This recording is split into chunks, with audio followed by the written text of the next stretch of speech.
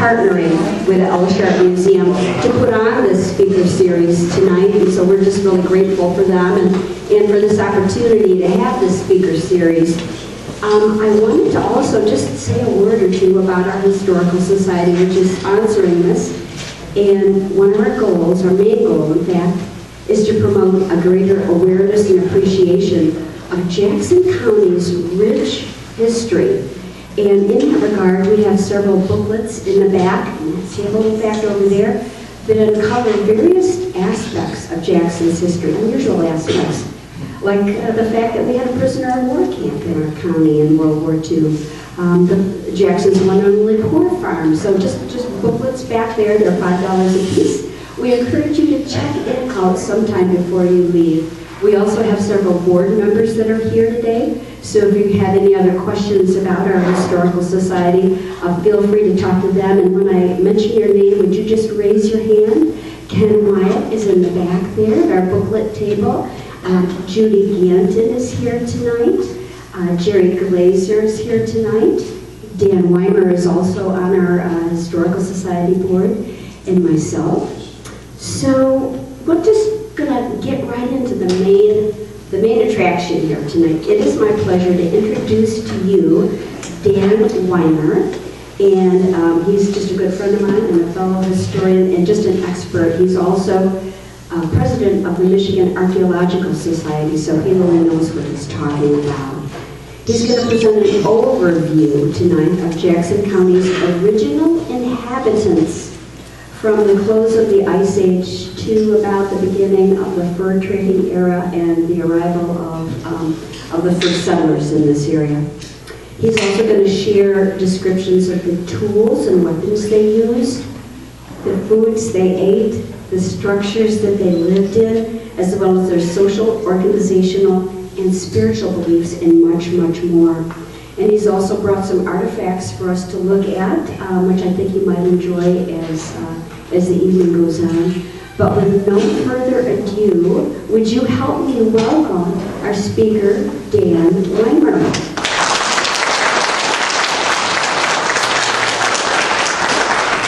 Thank you, Linda, and thank all of you for coming out on this cold evening.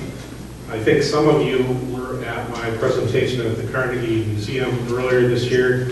You'll be happy to hear that this is not just an exact repeat of that same presentation. There's quite a bit of different new material in it. I never like to do exactly the same presentation 2 times. So hopefully even those of you who were there before will find some interesting information tonight.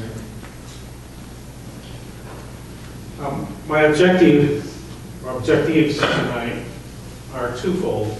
One is to, of course, offer you a clearer picture of Jackson County's original inhabitants, and in so doing, and even more so, to ask you to think about our local history differently. That it begins with the arrival of the first people, not with the arrival of the first white people, not with the arrival of the first Europeans, but with the arrival of the first people. How do we know about those people? We're talking about going back as far as 13,000 years. A number of different sources. One is the oral traditions of the current members of the tribes. It's been determined by anthropologists studying different pre-literate cultures around the world, those that don't have written records, that the oral traditions can be accurate for as far back as 10 generations in the stories that they tell about major events. And there's an example of that actually among our Michigan Indians. There's an oral tradition that the Michigan Indians originally came from the east, along the Great Salt Sea, they called it, and that they migrated to Michigan many years ago. And that's actually confirmed by the fact that the Michigan Indian tribes speak a language dialect that is almost identical to that spoken by the tribes that are still living along the eastern coast. So hundreds of years ago that migration took place, and it's still part of the oral tradition of the Native Americans of Michigan today. There are written accounts, of course, from European explorers, fur traders, pioneer settlers, and the archaeological record, which we're going to talk about a lot more later on tonight. But a fourth source is the similarities of hunter-gatherer cultures, both around the world geographically and going far back in time. This lifestyle that the Native Americans in Michigan lived by is called hunter-gatherer. You can tell from the words. They hunted a variety of animals, they gathered a variety of plant foods, they fished many different sources of nutrition. And this same way of life was practiced by people all around the world and back for thousands of years. It was a very successful way of life. So when we find archaeological materials in Michigan that may be thousands of years old, we can't necessarily tell from the archaeological context itself exactly what they were used for. We can sometimes look for similar uses in other hunter-gatherer cultures around the world. So those are the main sources of information for us to determine things about Michigan's original inhabitants. As I mentioned, they were hunter-gatherers. This way of life was both sustainable and very resilient. You could live that way in the same general geographic location pretty much indefinitely. And there were many different plant and animal sources of food. If one ran out or didn't become very productive in a given year, there were always those other sources to go to. So there was always something that you could find to eat within that lifestyle. The other things about it is they didn't deplete the natural resources. They used them only to an extent that the resources could renew themselves through natural processes.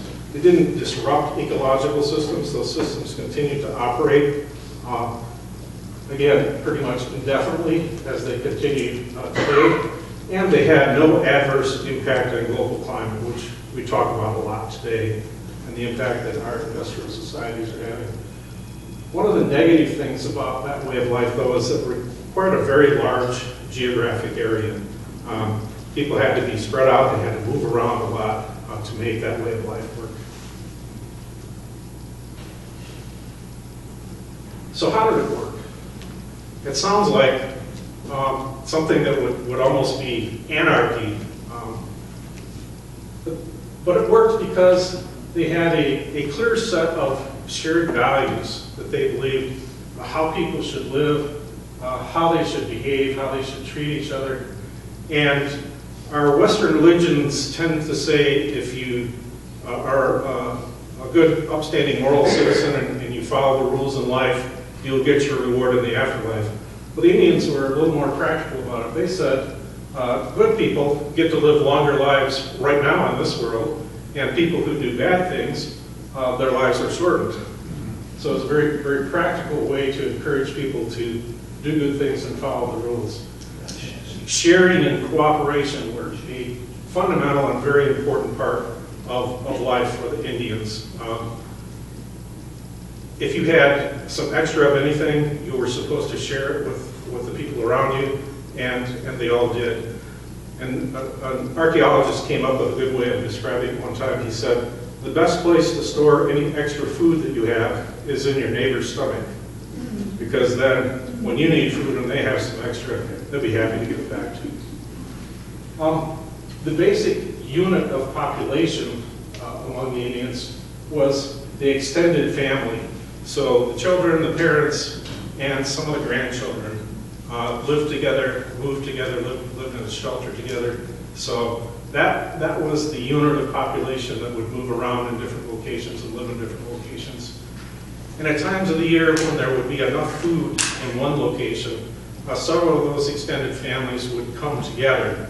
And sometimes they would stay for weeks or months, sometimes only a very short time. But that was the key period of time when you found marriage partners and children and relatives got to know each other and so on. But it depended on enough food being available in a location for people to stay there together for a while. And as soon as the food was gone, they had to disperse back out into those family groups and find food elsewhere.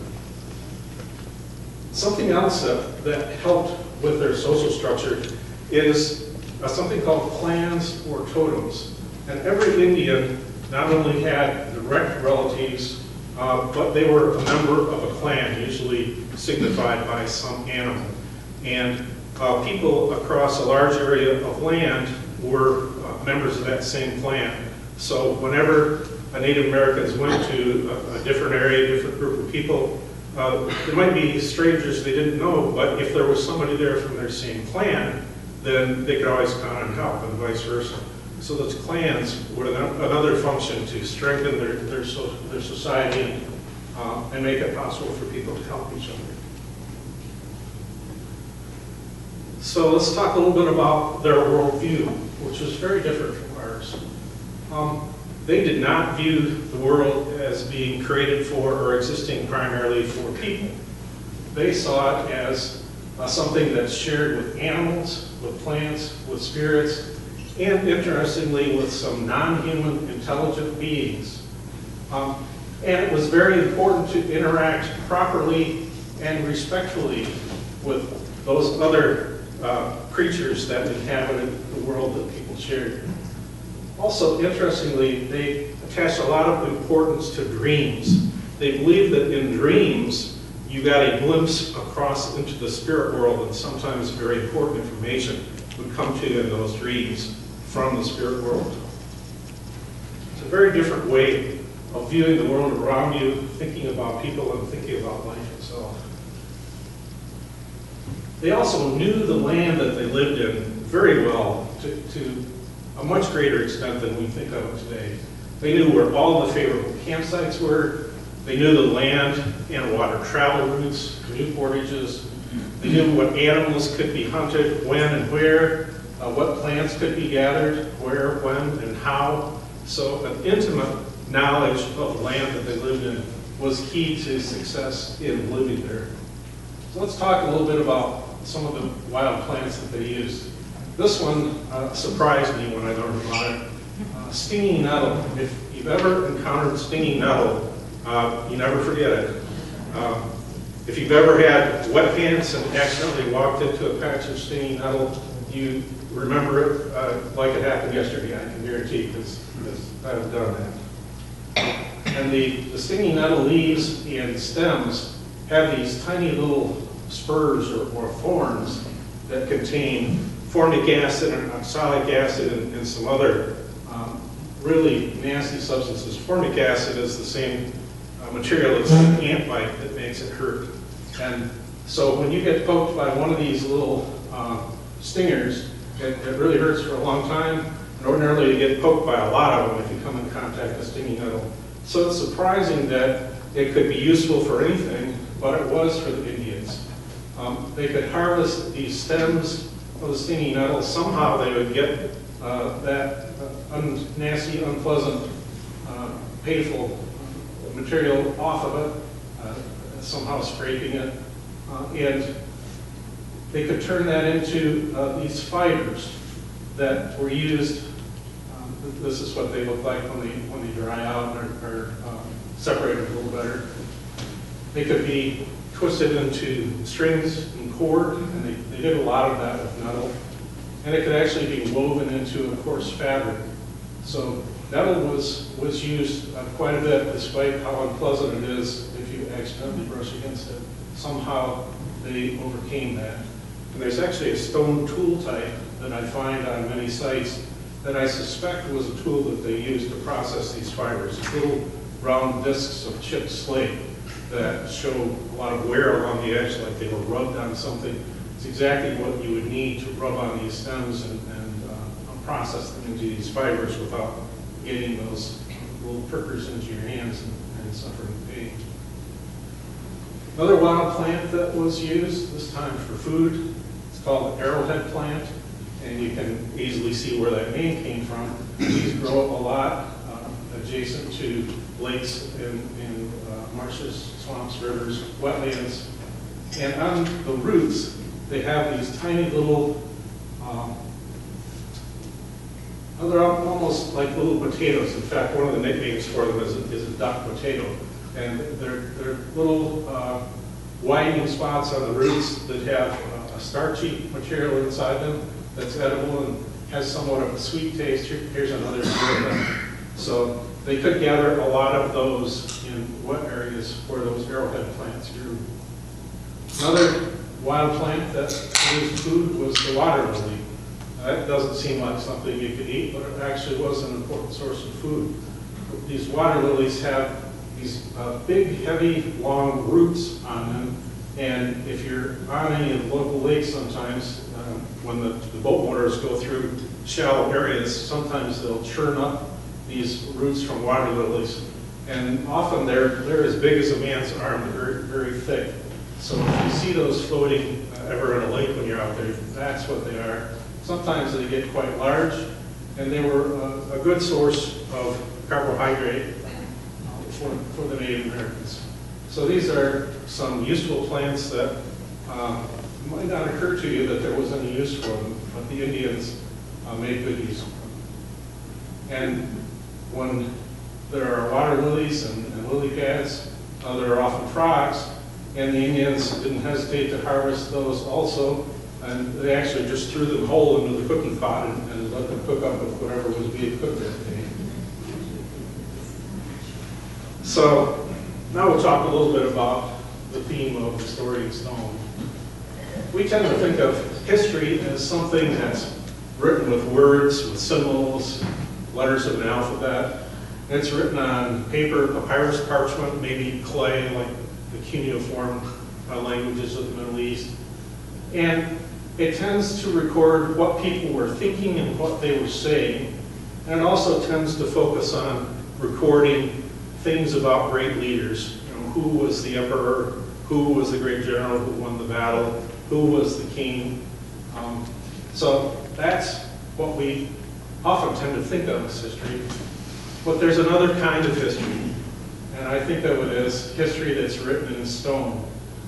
And it's comprised of the artifacts that people left behind on the places where they camped when they moved on.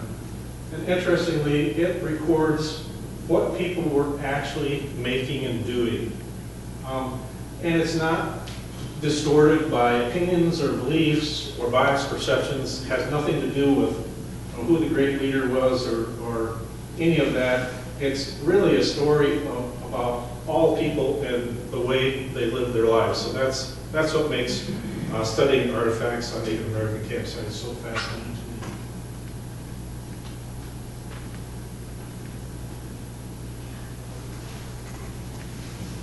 So archaeologists are really the people who know how to read that story in stone.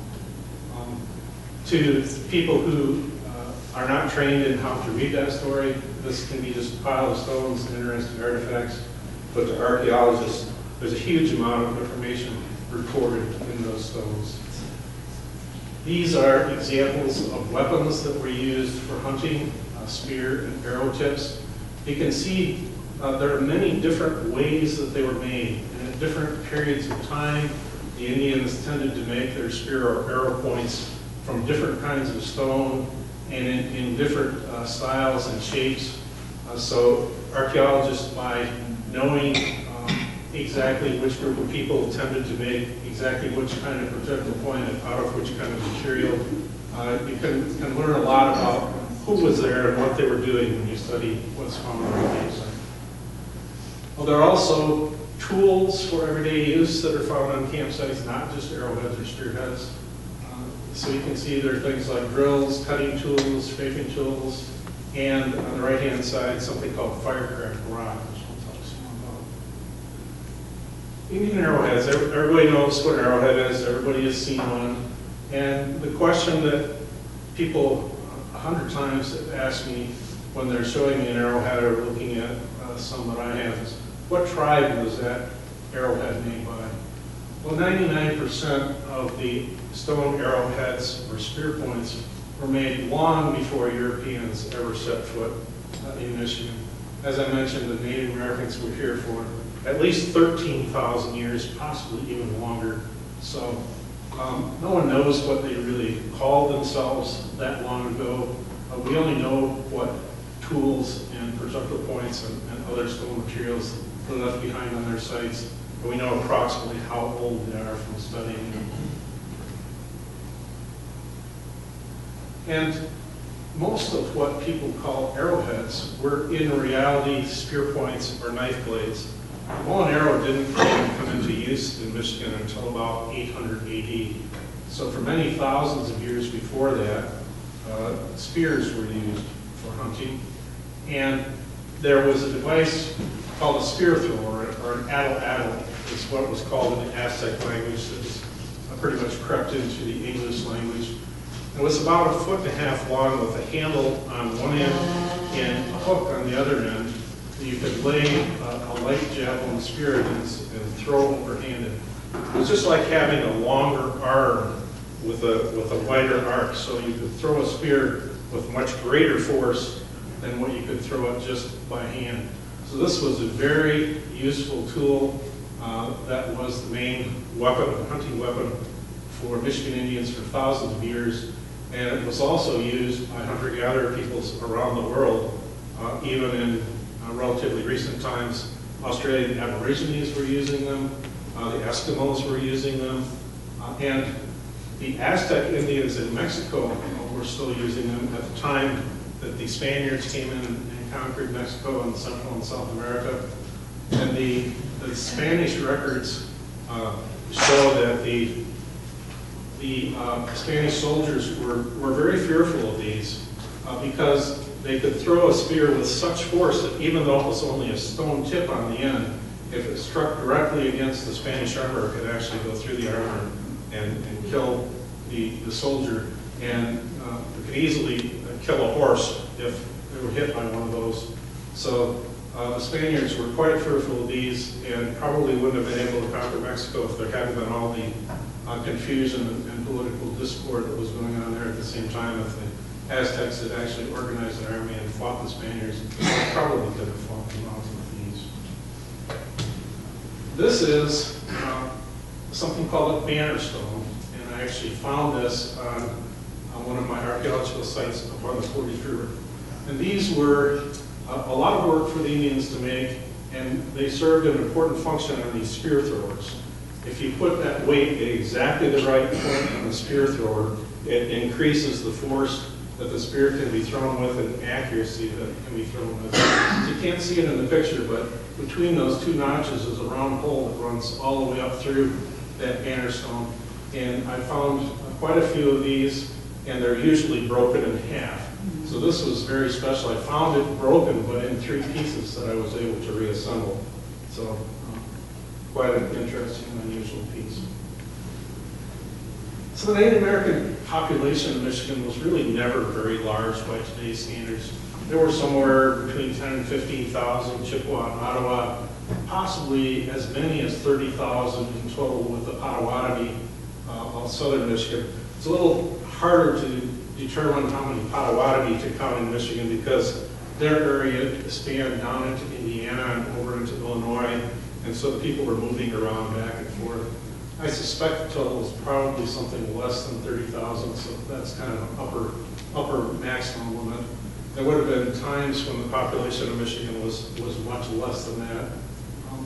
And usually there were probably no more than 100 or 200 people in total in the entirety of Jackson County for thousands of years. There aren't any remains of very large villages here, not that I've ever found. The campsites that I find are all these small family group campsites, these family groups I talked about earlier, where they would live there for some period of time while there was enough food around there to eat, and then when the food had been exhausted, they would move on. So those groups would have usually been 2 or 3 adult males, 2 or 3 adult females, and 3 or 4 children. So there would have almost always been children with these groups. Hunter-gatherer populations, that's been determined, have to be about 40% children at all times in order to maintain that population over time. So there would have been always children, almost always, in these Native American camps. And favorable campsites were reused many, many times. I have one site at Stony Lake that I've been able to identify at least 30 different groups of people that camped there. At another site up on the Portage River, at least 100 different times it was used. So the favorable campsites people went back to again and again across thousands of years. And we were talking before the presentation about how many artifacts there are out there, how many are found. Every farm used to have a cigar box of arrowheads. The farmers walking behind horses would pick them up. So you wouldn't think there could possibly be so many arrow and spear points out there if the population was never very large. You have to remember they were here for 13,000 years, and that's enough time for a lot of artifacts to accumulate, these small groups of people camping all over the place again and again, and that's why there's so many artifacts out there. The Michigan Indians lived in dome-shaped houses, and they were sized to however many people were in the family. If it was a larger family, they think a little bit bigger structure, smaller family, a little bit smaller. If it was a really large family, sometimes they would make an oval shape and have room for having two different cooking fires in it. Most of them were dome-shaped like this and had one cooking fire space in the middle. And they were generally covered by bark or sometimes woven mats. The Potawatomis were known to make these mats out of rushes, and they were light enough that they could be rolled up and carried with them when they went to a different camp. But in the wintertime, when it was going to be harsher and colder, the structures would usually be covered with something like big pieces of elm bark so that they could be kept warmer in the winter. You would think that a structure like that would be pretty uncomfortable and cold in the winter. The French fur traders who sometimes wintered with the Indians and lived in these with them said they were actually much warmer than the cabins and houses in the villages or cities. They were sized to just the right number of people, and the body heat of the people in there could keep them relatively warm even if you didn't have a fire. So how do you recognize an Indian campsite? I mentioned the examples of Firecracker Rock down here. That is the thing that I usually spot first on a Native American campsite. And these are angular stones. All of the stones that are out in the fields of Michigan have normally been eroded and rolled by the glaciers, moved around in water for a long period of time, and they're rounded edges. But these stones have sharp edges because they were broken apart relatively recently. They started out as sort of fist-sized granite stones, and they were repeated heating and cooling of them is what made them break apart into those angular shapes. And there were two important functions that they served, and they must have been really important because I find lots of these on campsites that there is no nearby source of them. They had to carry these stones from quite a distance away. And the two important functions that they served was you could dig a shallow pit into the ground, line it with these stones, build a fire in it, get them good and hot, and then scrape out the embers and the ashes and put food in there, probably wrapped in leaves, meat, and some of the roots that we talked about earlier, and then cover it back up with dirt. And it worked just like an oven. It would bake that food, and then after half a day or a day, you dig it back up and you have some food baked right there. And the second use of those was for something called hot rock cooking. With those heated rocks, you could actually boil water in a container that was made of bark or skin or wood that would burn if you put it in a fire, but instead of taking the container to the fire, you brought the heat to the container. And so you could drop these really hot rocks into water in one of those containers, and it would heat it up and boil them. And that was an important methodology for extracting the oils from nuts and something called bone grease. The game animals that Indians killed, anybody who's hunted deer knows, or rabbit, but there's very little fat on wild game meat. It's not at all like our domestic animals. And so the Indians were constantly craving fat. And actually, if you eat too much protein, it poisons you. The human body can only metabolize a certain amount of protein. You cannot live just on protein. So it was very important to the Indians that they had some source of fat to combine with the meat that they were getting from game so that they weren't poisoned by eating just that protein. It's bone grease in wild animals to the extent that there is fat there. much of it is contained inside the bone marrow. So the Indians learned to break these bones apart, shatter them, and boil them in water, and the fat would rise out of it, and they could skim off that fat. So bone grease was one of the important sources of fat in the Indian diet. About 3,000 years ago, the Indians also began making pottery vessels. And this is one that I found up in the Waterloo area. And they're quite fragile. There would have been a lot of them on all the local sites originally, a lot of pieces of these. But in a plowed field where it's exposed to the weather, the pieces tend to disintegrate very rapidly. So I find very few fragments of pottery on plowed fields. But on excavate on a site in a wooded area that's never been plowed, sometimes we'll find large amounts of these pottery fragments, because they were making quite a lot of these vessels, especially within the last 1,000 or 1,500 years. They were widely used. You could cook in them in a fire.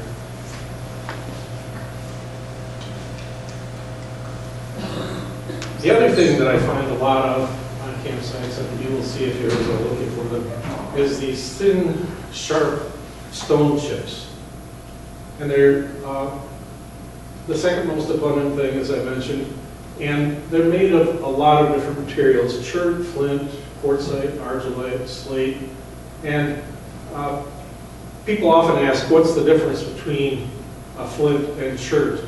And they're both what's called cryptocrystalline quartz. They're tiny, tiny crystals of quartz, so small that they can't be seen with the naked eye, that are in both chert and flint. And flint tends to be higher quality, fewer inclusions. Chert tends to have fossils and mineral inclusions in it, and things that color it.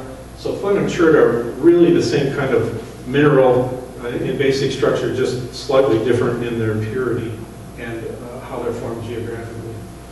And there are no local bedrock sources of flint or chert in Jackson County, or for that matter, in southern Michigan.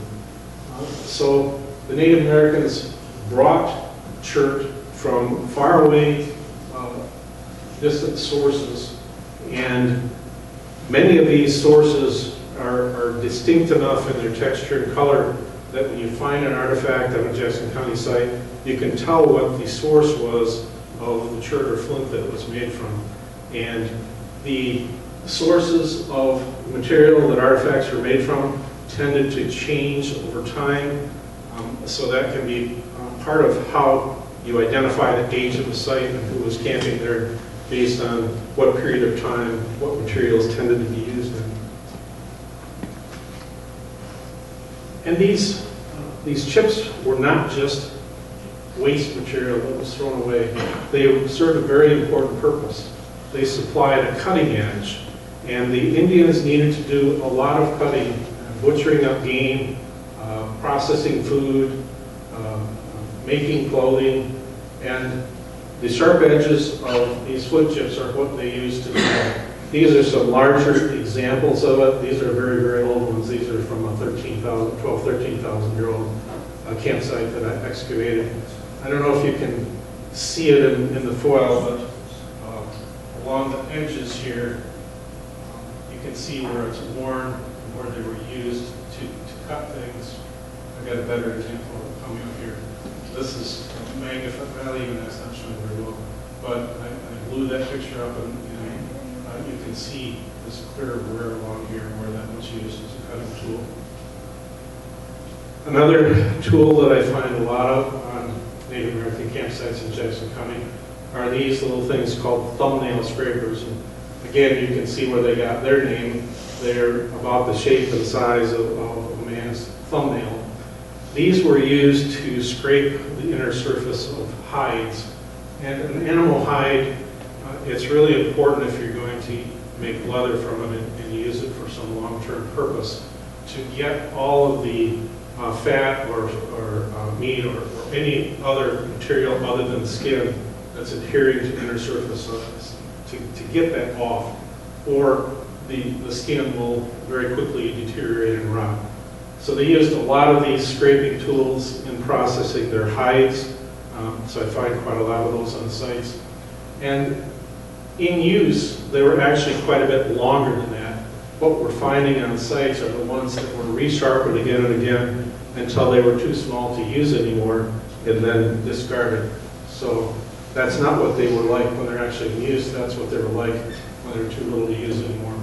And they were probably, almost for sure, mounted in handles. These are examples of scraping tools with those kinds of blades in them that were collected in Alaska among Eskimo or Indian communities when they were still in use in the 1800s. So the Native Americans in Jackson County would have had mounted handles similar to these almost surely. The other thing that I find a lot of on campsites are the broken off bases of spear and arrow points. And when a spear or arrow point was broken in the hunt, they would never just throw away the spear or arrow shaft. There was a lot of work in making a spear or arrow shaft. So they would bring it back to the campsite and remove the broken base from it, discard it on the campsite, and fit the arrow or spear with a new point. So that's why I find so many of these broken off bases on campsites. That's where they were discarded when the spears and arrows were rearmed with new points. So how do they attach these spear and arrow points to the shafts? They used deer sinew, and it was a pretty amazing material. In the back leg of a deer, there's a section of tendon that's about 6 or 8 inches long, and it's made up of tiny, tiny fibers that are very strong, and they can be separated apart into these tiny fiber threads and then twisted back together to make a very strong kind of string. And the very useful aspect of how this sinew worked is when it was wet, the Indians could tie it very tightly around the spear or arrow point and attach it to the shaft. And when the sinew dried, it would actually shrink and tighten. So the arrow or spear shaft was very tightly mounted and would not come out easily. The disadvantage of the sinew is that if it got wet again, it would loosen up and stretch. So it was difficult to hunt in a rainstorm unless you had some sort of waterproofing on that sinew. So they would use natural resins from things like cherry trees or pine trees. And this is an example of a cherry tree and what you've probably seen seep out of it. A similar material seeps out of pine trees. So they could rub that over the sinew to protect it from rain, because they did need to still eat when it was raining. Wanted to be able to hunt them. This is another kind of tool that I occasionally find on sites. It's a piece of sandstone with a little groove in it. This is what they would use to smooth out arrow shafts or other kinds of tools. You could actually grind a piece of bone or antler down to a point if you needed something like that as a tool. And the sandstone quarry at Napoleon, that is pretty well known, was actually a source for quite a few of these tools for the Indians. There was a trail called the Nottawassetee Trail that actually passed across the sandstone deposit before the quarry was ever started in historic times. So on the campsites in the Napoleon area, I tend to find quite a few of these pieces of sandstone that were brought from the quarry to use as tools. Another tool I find is a stone drill, and I find quite a lot of these. So they were drilling a lot of holes in things, in bone, antler wood, even in stone. And if you think about it, if you don't have nails, you don't have screws, you don't have bolts, well, you need to join things together. The best way to do it is to drill a hole in each piece and then tie it together with cord or string or sinew. So that's exactly what they were doing with these drills. They're making holes in things that they needed a hole in to join it to something else generally.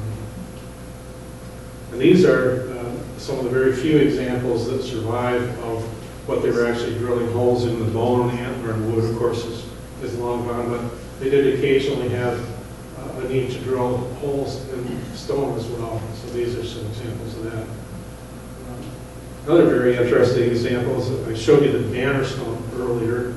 There was an awful lot of work that went into making one of those banner stones. So if it broke in half, if at all possible, they would drill a hole on each side and tie it back together and still use it. So I found several of these pieces that had those holes drilled so that it could be repaired and still used.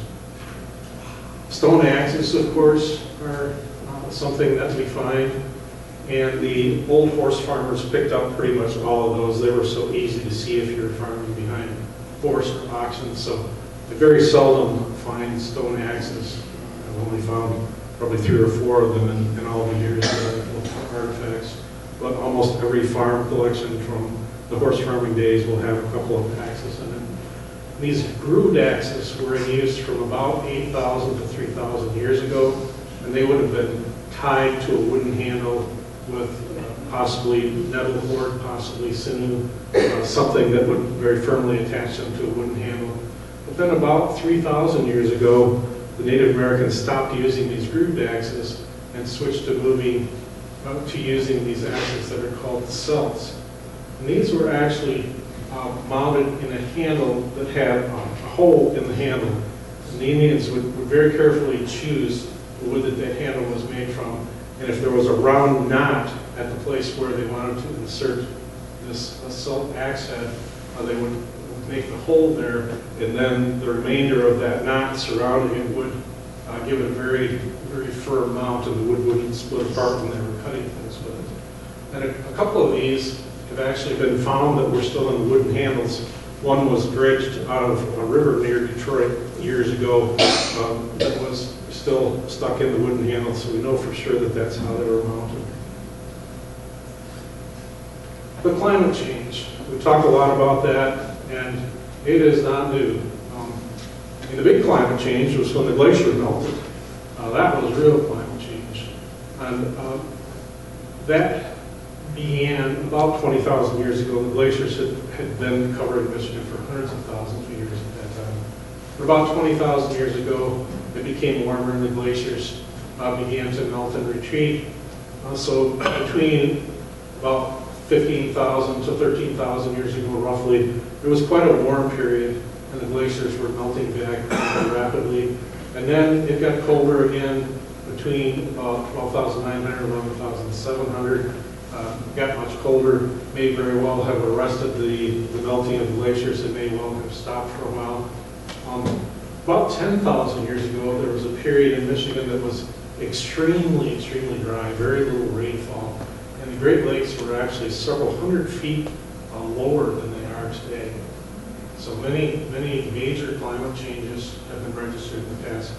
And then more recently, there was something called the medieval warm period. And this was actually all of the Northern Hemisphere, not just Michigan or North America. So between about 950 and 1250, the climate became much warmer in the north. And it was so warm that the Vikings were able to settle in Greenland during that period of time, and they were able to grow crops there and raise livestock. But then at the end of that period, it got cold again, and that's actually what drove the Vikings out of Greenland. They could no longer raise crops and livestock there. So that's why there were no longer any Vikings living there, when the European explorers visited Greenland. And finally, most recently, there's something called the Little Ice Age between 1450 and 1860, when it got quite cold again.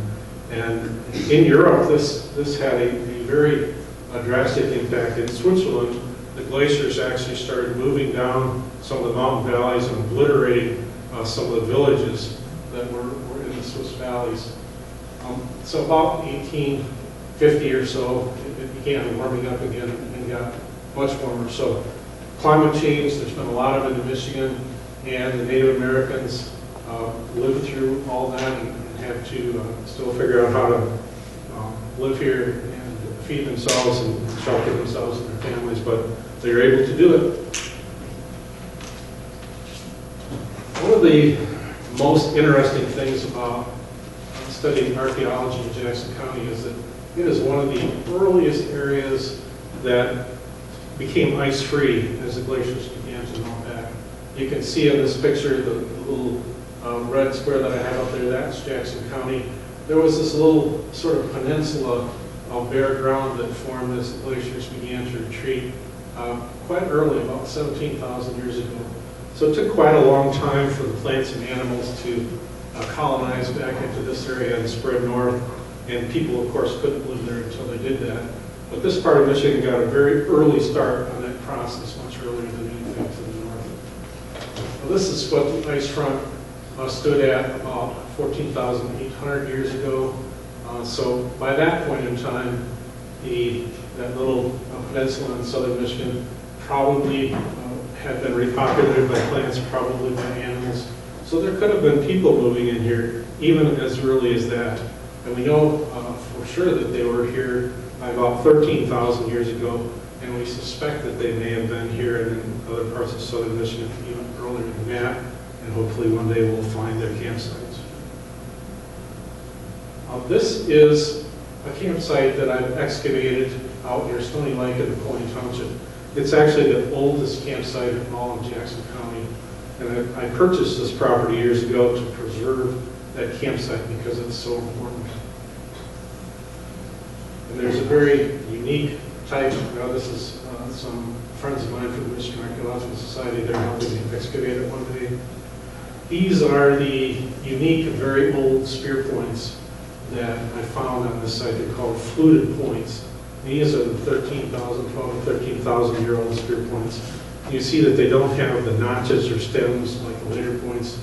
They're very distinctive style of manufacture. There's a long flake called a flute that's removed on either side.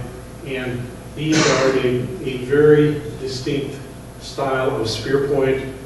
They would have been fitted into a split shaft and tied to the shaft with sinew, and they would be a very lethal weapon for hunting the big game with as a stabbing spear. And that's what it's believed they were used for, most likely hunting caribou that were migrating north in the summer and then back south to the Ohio area in the fall. So we think that's what these people were up here doing at that campsite at Stony Lake.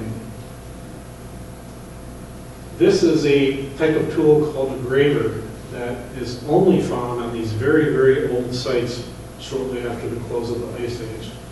And I'm pretty confident that what these were used for is putting eyes in bone needles, very, very tiny, fine points.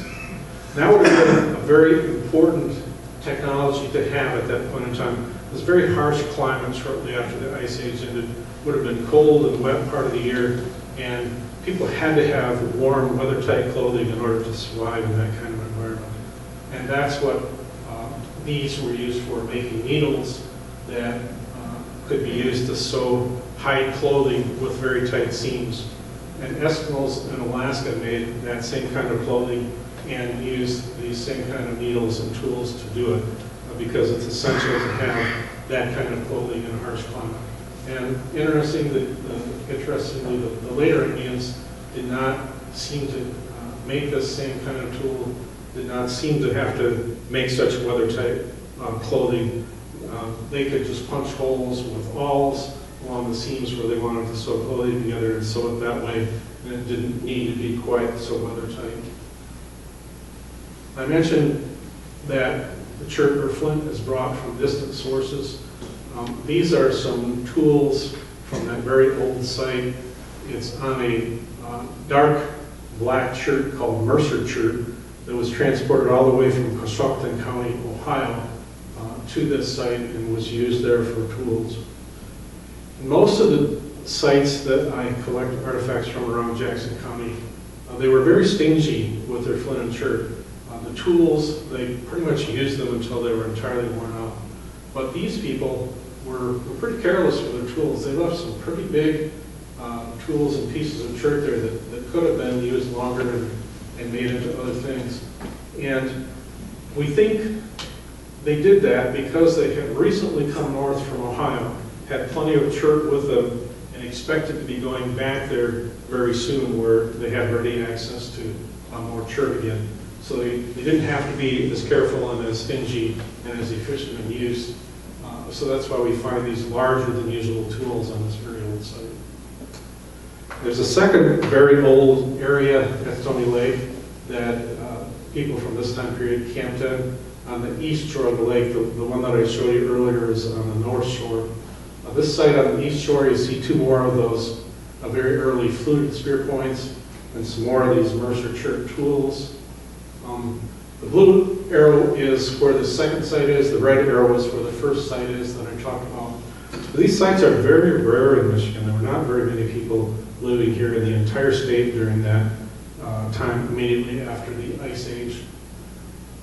But there were multiple campsites from this period on Stony Lake, and it's rare to even find one anywhere. So I had to try and figure out what would be drawing people here at this very early date. And also later, this is one of the sites that was used many, many times by later peoples. At least 30 different groups camped at this site that I have the blue arrow pointing at. And my theory is that there were two natural crossing points here that would tend to funnel game through. If you look, there's Stony Lake here, there's extensive marshland here, there's marshland here, and then more of it back here. But there are two areas where dry ground comes together, here and here. Those have been natural funnel points and crossing points for game, going back all the way to shortly after the close of the Ice Age. So I believe that's what was drawing these people here. They would come here, ambush and kill some game at that crossing, and then camp there long enough to consume it, and then move on. So if it had been 200 years since anybody had been there hunting, the game would have not been the least bit wary of traveling across those narrow points, and would have gotten used to being safely traveling there. So when the Indian groups would come to hunt them, it would have been very easy to kill the first few animals who did not expect anybody to be there hunting them.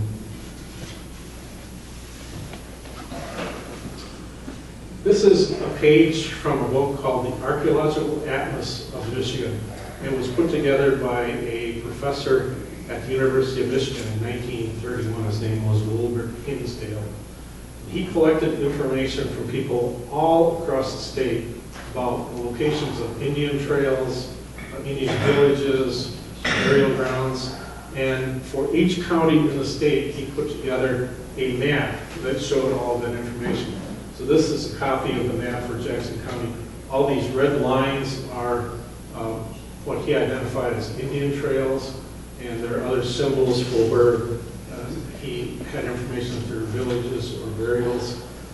I've got a circle in that lower right-hand side around Stony Lake.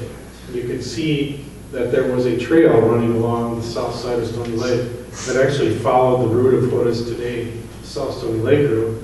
And interestingly, it passes right through one of those crossing points that I looked at earlier.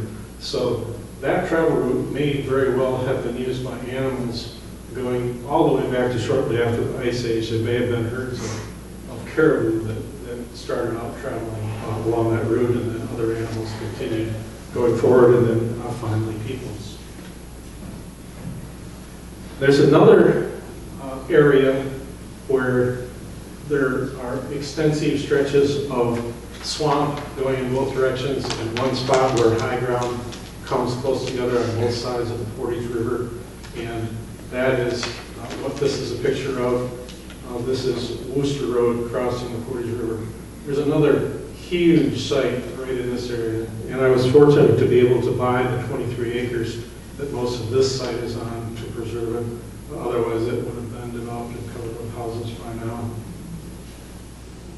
So I found many, many artifacts on this site, but the most important and most interesting is this small group of broken spear points.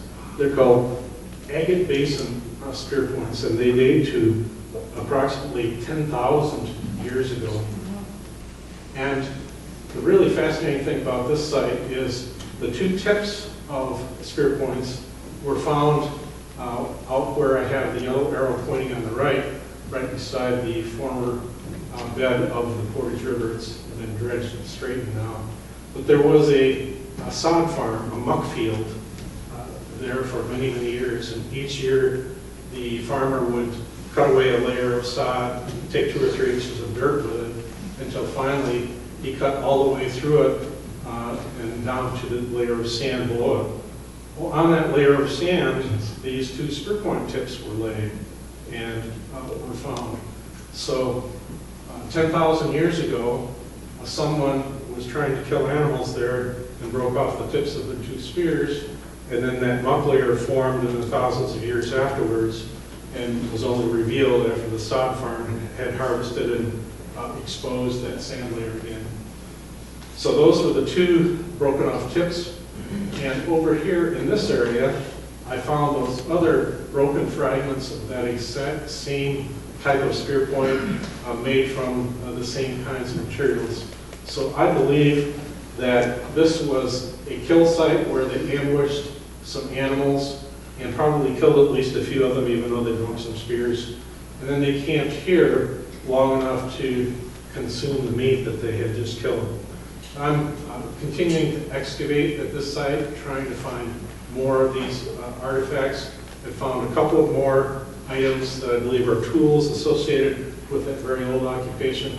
There's quite a large area of that site waiting to be excavated.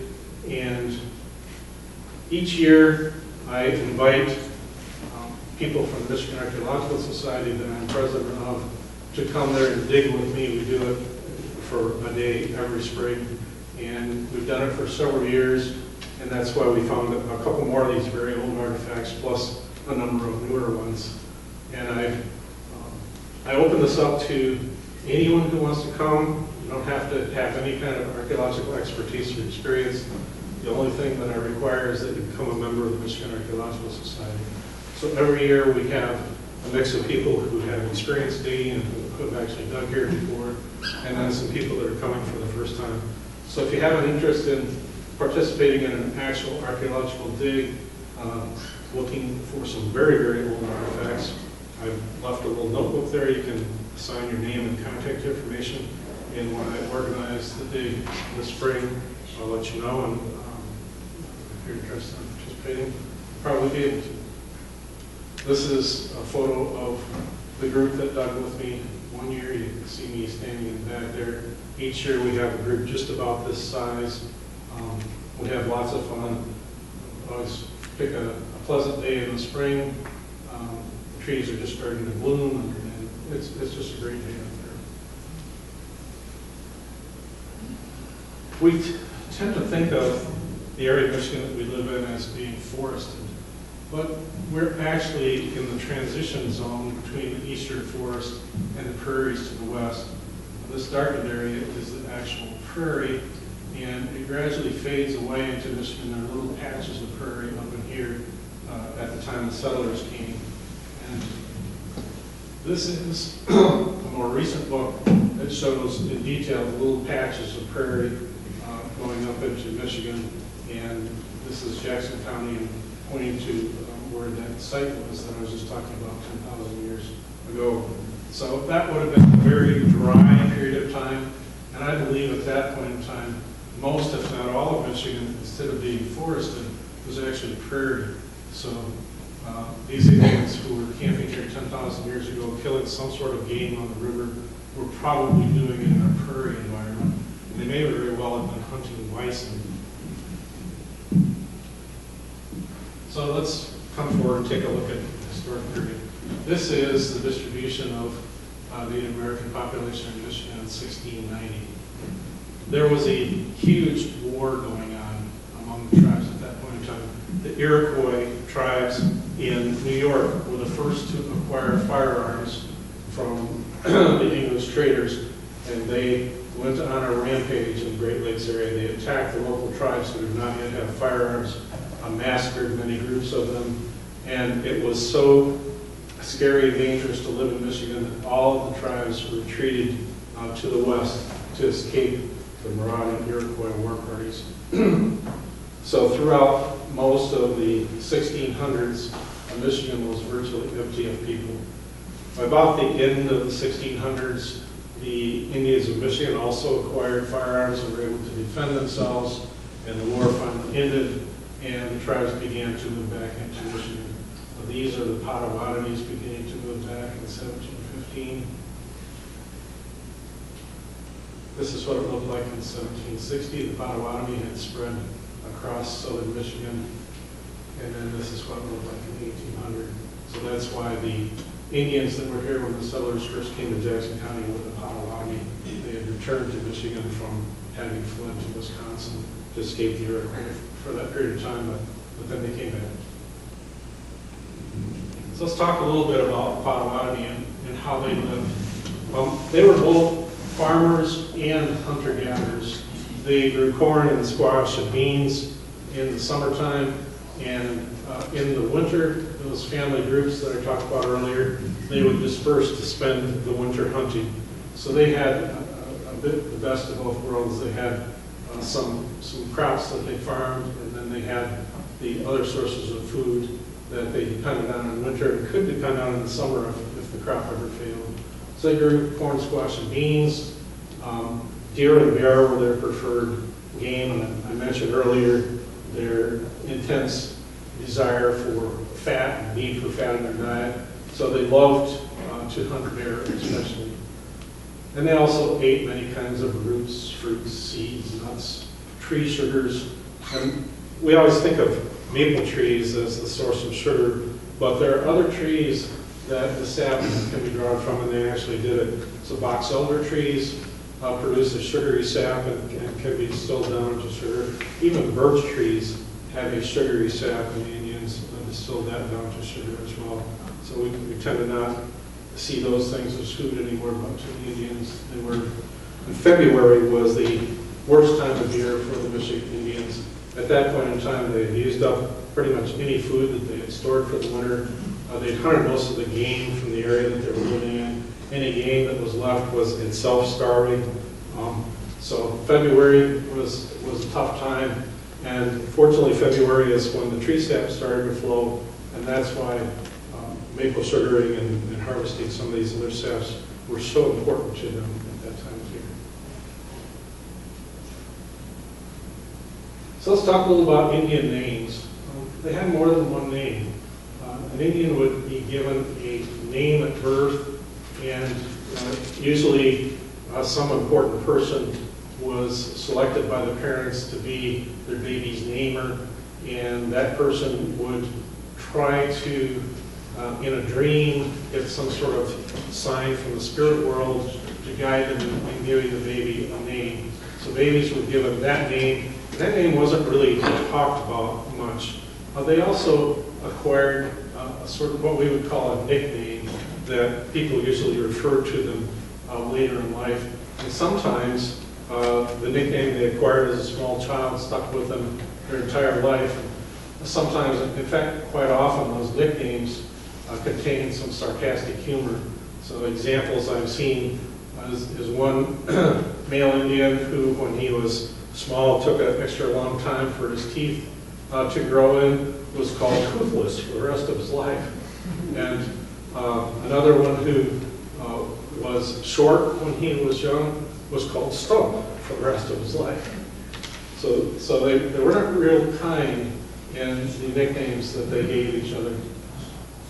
Many of you have heard of the story of Chief Wapkazi at Spring Arbor. He was a Potawatomi Indian who fought on the side of the British in the War of 1812, and in a battle in Michigan, he took a bullet or a musket ball in the leg, shattered his leg bone, would have died, but an American surgeon amputated his leg, and they helped him heal up and gave him a horse, and he came back home. So he was living in Spring Arbor at the time the American settlers arrived. Now, I've never seen this in any of the historic documentation, but I discovered it by studying the Algonquin Indian language. The name Wapkazi is the word for crane in Native American language. So it seems pretty obvious that that's how he got his name. If you think about cranes, they'll often stand around on one leg. Well, Chief Wapkazi only had one leg to stand on, so that's all he ever did. So they gave him that name.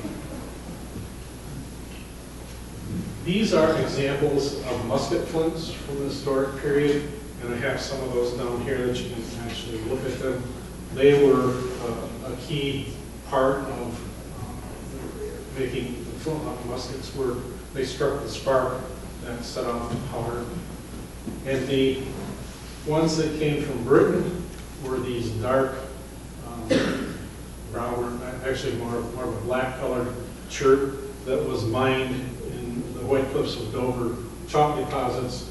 This type, sort of honey colored, this is what the musket flints from the French looked like. The flint that came from France was yellowish, almost a honey color. So you can generally tell whether it was a French musket flint, which tended to be very early, or a British musket flint, which tended to be later in this union, usually after the French Union Wars. So some notes on the fur trade. Lots of furs of different kinds were collected, but beaver was really the king of furs. And the further north you harvested the furs, the better they were, the thicker the fur was to withstand the cold. Interestingly, they were not collecting these beaver furs to make fur coats. They wanted the beaver hair to make felt and turn it into hats. So these tri-corner hats that you see of all the very old drawings from the 1700s, 1800s, those were beaver hats made from the hair of beaver skins that had been pressed into felt. The profit margins that the fur traders earned were immense, anywhere from 600% to 1,000%. So that's why it was such a desirable thing for so many men to try and get into. And the traders utilized something called time utility and place utility in terms economists use. They took the goods to the Indians in the springtime, at the time that they needed them in the springtime, and at the place they needed them, close to where the Indians were living. And so the Indians didn't have to travel all the way to Montreal or somewhere in the east to get these goods. And because of that, the fur traders were able to get furs in quantity to generate these huge profit margins.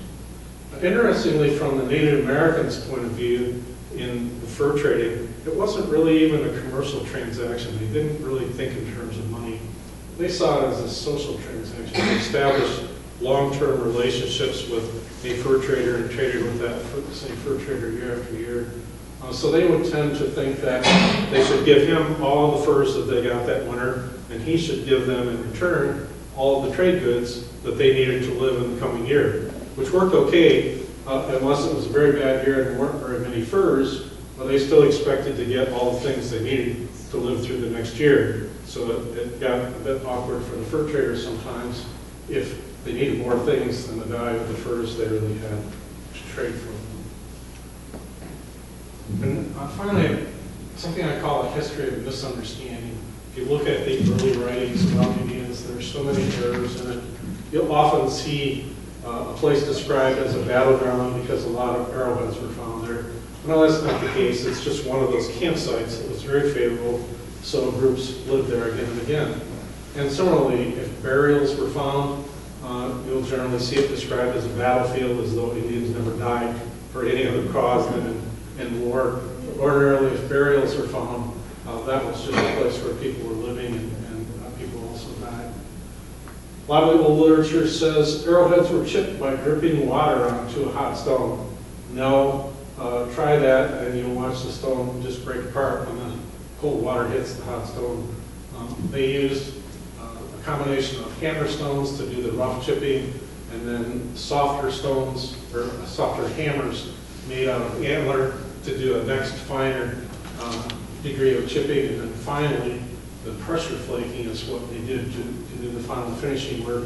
And they used a piece of antler that had been ground down to a fine point, and they would press along the edge of the piece of flint to pop off tiny chips for the final shaping of arrowheads and spearheads. Romantic tales about places named Manitou. You hear stories about how two Indian lovers, a woman from one shore and a man from the other shore, swam in the middle of the lake and drowned together because their two tribes wouldn't let them be lovers and married. Well, those tales about lakes that involve Manitou are not at all related to that. Native Americans believed that there were two monsters that lived in the Great Lakes. One was called Michiganabig. It was a giant serpent-like monster that had horns, that lived under the water. There's another one called Michipishu. It was a giant panther that also lived under the water.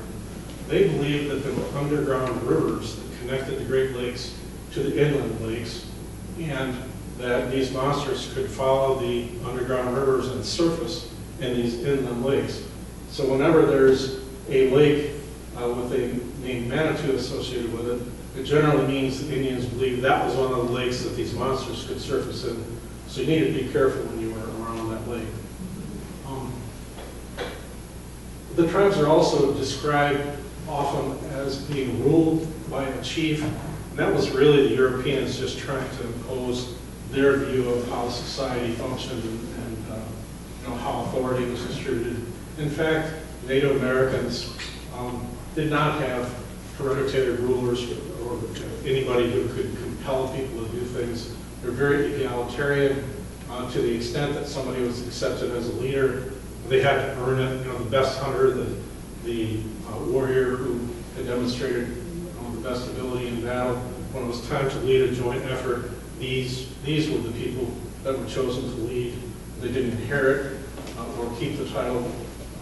They just had it while people accepted their leadership and it was needed for some common purpose. Medicine men were herbal healers. You'll often read about them using herbs. Well, Indians believed that all illness was caused in some way by spirits. It wasn't something that you could sort of heal chemically with medicines. They believed that when they applied these herbs, they were in some way dealing with this evil spirit or some sort of spiritual problem. They also believed that you had to not only administer medicine, but you had to sing a special song with that medicine in order to make the medicine work. So it wasn't like our view today where you take medicine and it's going to act chemically in your body. They viewed it as acting spiritually. Getting towards the end, the origin of the term Indian giving. I don't know if you hear that so much anymore, but it used to be mentioned a lot when I was younger. Friendship was extremely important to the Native Americans. And when the settlers moved into this area, the Indians would often try to establish a close friendship with the settlers so that they could call on the settlers in time of need. And to initiate a close friendship, an Indian would give a gift. And if the recipient wanted to form that relationship, they would return, not return the gift, but return a similar gift of similar value or in some way similar.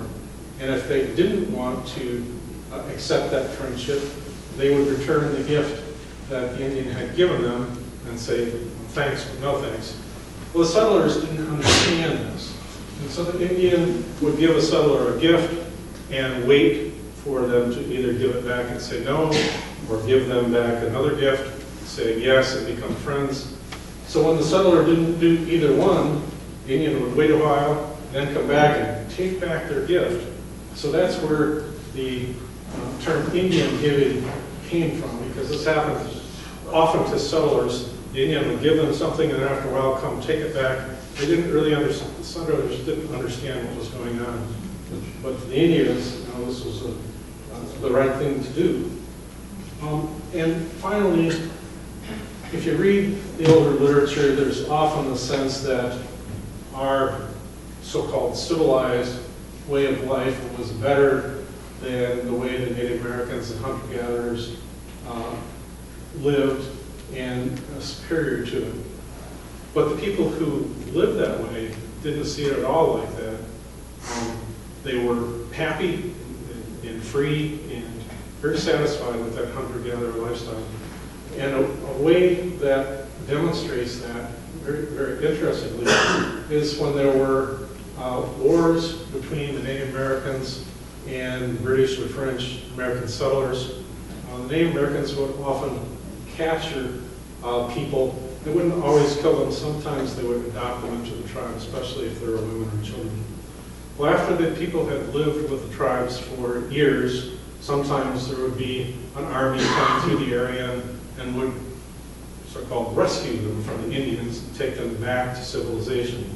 Well, there are many accounts of people who were rescued and taken back to civilization who, after being there a little while, ran away and went back to live with the Indians again. because it was a more satisfying, freer, happier lifestyle. So with that, hope you've enjoyed the presentation. And now this is my favorite part. You can ask any question, bring up any topic you want, and I'm happy to talk about it. Yes? I saw BP initials next to some of the year periods. What does BP stand for? Before present. Okay. That's often used with radiocarbon dates to orient to the present time, how far back. Thank you. Any questions? I know there's been a lot of debate about the proper term to use when referring to prehistory. Some say original people, some say first people, some say Native American. And I'm familiar with your explanation of the use of the word Indian, and I wondered if you could share it with the group. Yeah, actually, I had some direct interaction with some Michigan Indians recently that reassured me that it's okay to call them Indians. There is a group with representatives from all the Michigan tribes called MACRA, the Michigan Anishinaabe Cultural Preservation and Repatriation Group. And this is the group that accepts human remains burials from any museums or universities that are returning them to the Native American tribes for reburial. Well, as I mentioned, I'm president of the Michigan Archaeological Society, and the Archaeological Society happened to be the owner of 2 sets of skeletal material burials that were excavated by MAS members way back in the 1950s.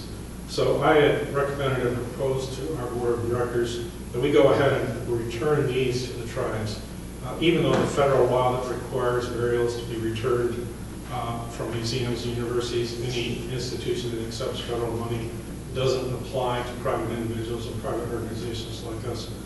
I thought it was best that we go ahead and give those skeletal materials back and let the Indians bury them.